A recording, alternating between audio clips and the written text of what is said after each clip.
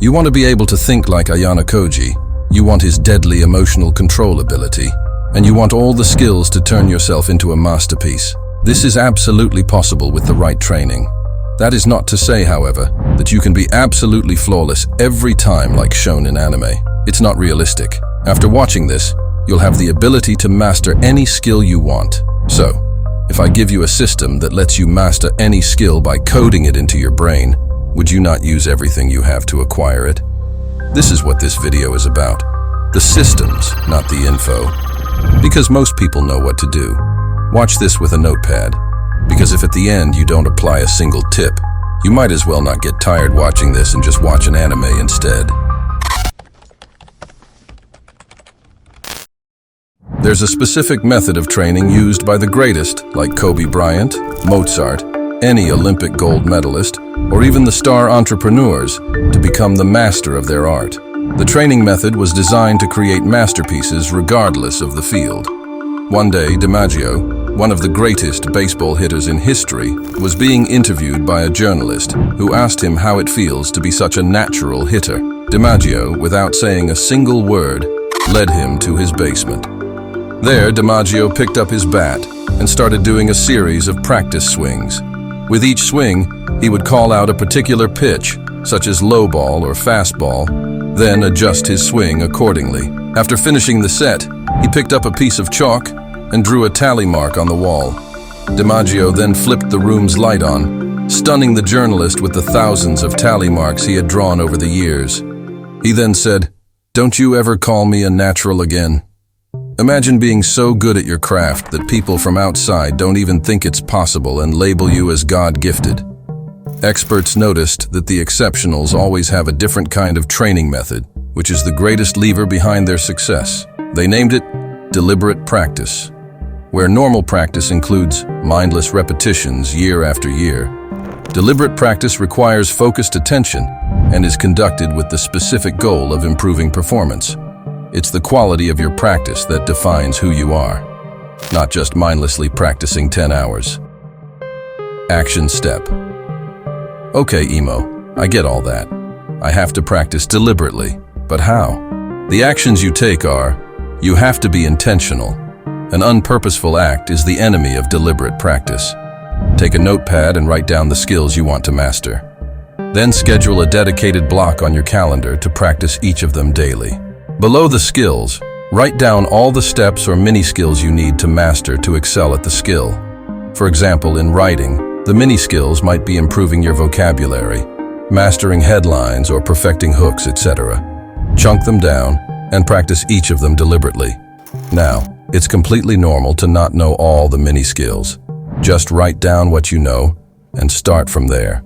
I'll explain more in the next chapters.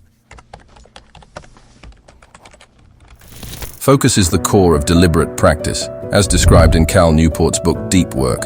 A study among office workers found that during an 8-hour workday, an individual spends almost 40% of the time distracting themselves. Now the thing is, they are corporate workers and don't really need to use social media for their work.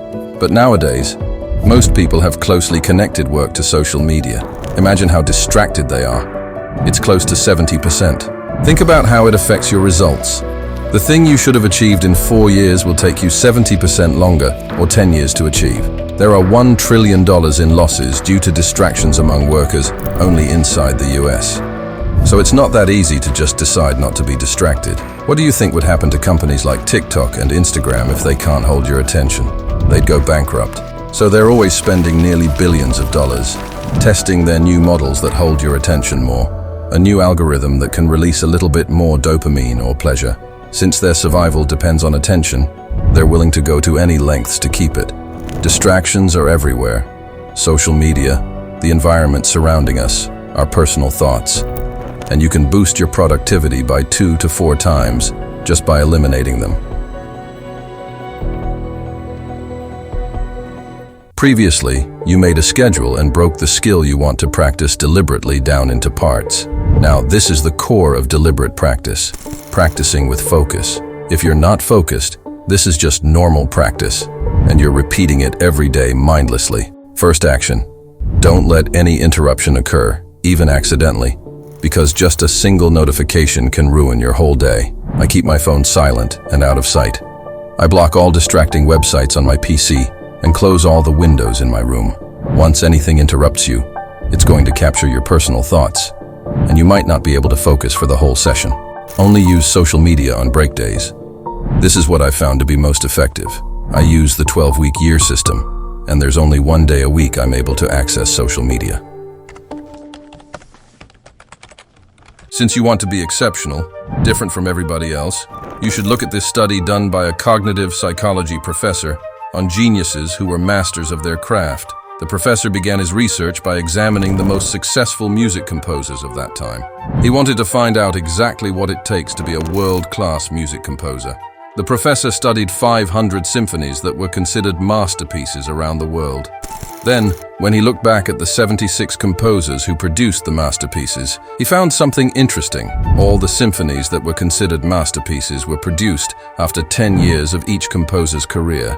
Even a genius like Mozart had to put in 10 years of work before being able to produce any masterpieces. The psychologist then referred to this as the 10 years of silence. What makes you exceptional is not pulling off an extraordinary task once, but doing the ordinary things for an amount of time that is almost terrifying to a normal person.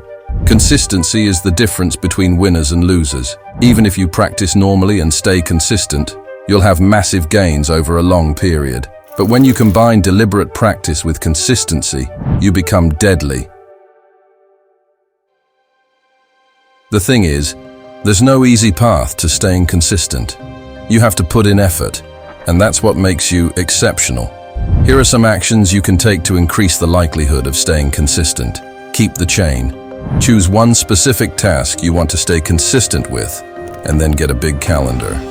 Every day you perform the task, mark the date on the calendar. After a while, you'll see a long streak, and then try maintaining the streak by being consistent. Even if you miss a day, make sure you don't miss twice. The visual will motivate you further to keep the streak. Second, use the 12-week plan. The method was designed by experts to help individuals stay consistent and achieve their goals faster, and it works. Okay, this might be the most important part of the video. Most people can practice something for 10,000 hours, but they still stay the same or slightly above mediocre. This is because they don't do the most important thing when it comes to improving at something. Improvement means changing, and the secret to improving faster than anyone is to change yourself faster. Here's the thing. The more you repeat a behavior, the less it impacts you, because you become accustomed to it. And once you're comfortable with it, you don't change anything, and so you don't improve. Here's an example between two basketball players who are currently at the same level. Player red shoots 200 practice shots, and player blue shoots 50. While practicing, player blue retrieves his own ball, dribbles leisurely, and takes several breaks in between to talk to friends. On the other hand, player red has a colleague who retrieves the ball for him. The colleague keeps track of the shots he made in his notebook. And if he misses a shot, the colleague notes it down, whether it was long, short, left, or right. And after every 10 minutes, player red reviews his shots and adjusts accordingly. Now, at this point, who is changing and improving faster? Player red, of course. The key is to take feedback and change your actions as fast as you can. But to do that, you need to track and measure. Because without measurements, there's no way to know if you're actually improving. Track every metric of the skill you're trying to improve. For example, if you're trying to improve at basketball, track how many shots you missed, how many times you lose the ball, track your sprint times, etc. Then look at the metrics, see what you're doing wrong, and adjust according to the feedback. After doing it for a while, look at the metrics again to see if it's actually working, and then adjust according to the feedback again, and so on.